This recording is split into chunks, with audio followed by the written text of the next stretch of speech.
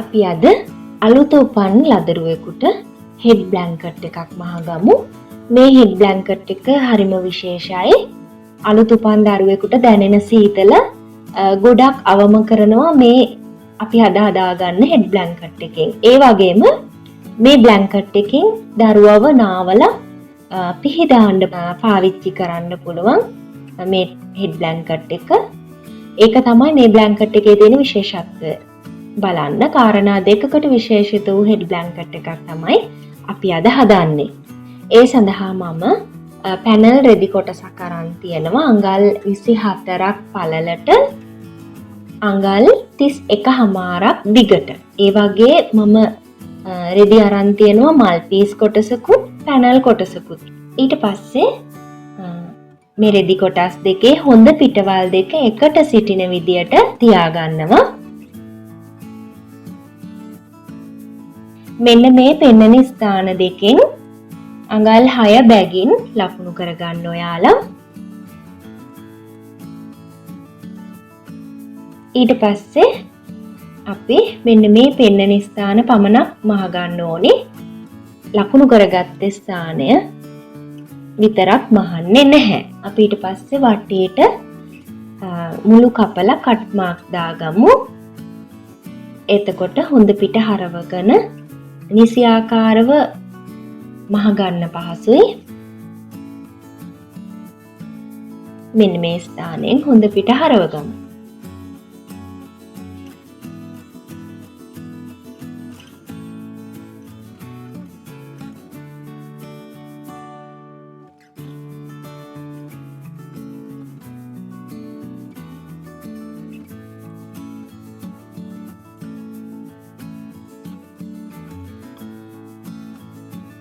හොඳ පිට හරවගත්තට පස්සේ අපි මුළු සකස් කරගන්න ඕනි.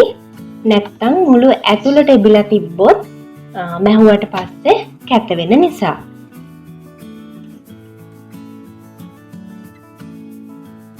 දැන් අපි ඒ විවරය අපි ඇතුළට මේ විදියට නමලා මහන්න කලින් පින් වලින් සවි කරගත්තම පහසුයි.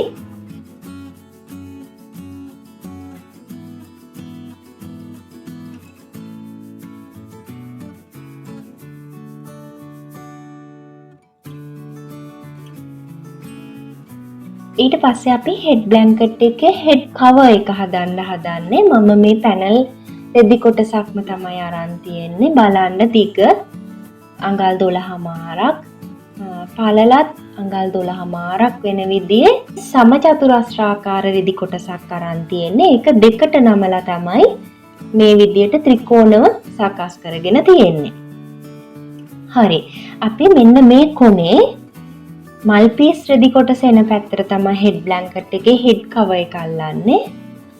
අඟල් භාගයක් විතර නමලා පින් කරගමු.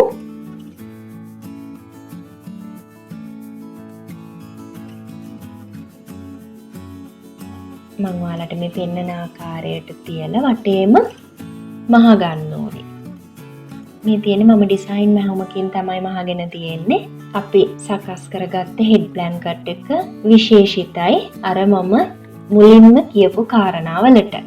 එහෙනම් ඔයාලත් හදලා බලන්න. ඔයාලගේ බබාලට මේ තියෙන්නේ අපි සකස් කරගත්ත හෙඩ් බ්ලැන්කට් එක.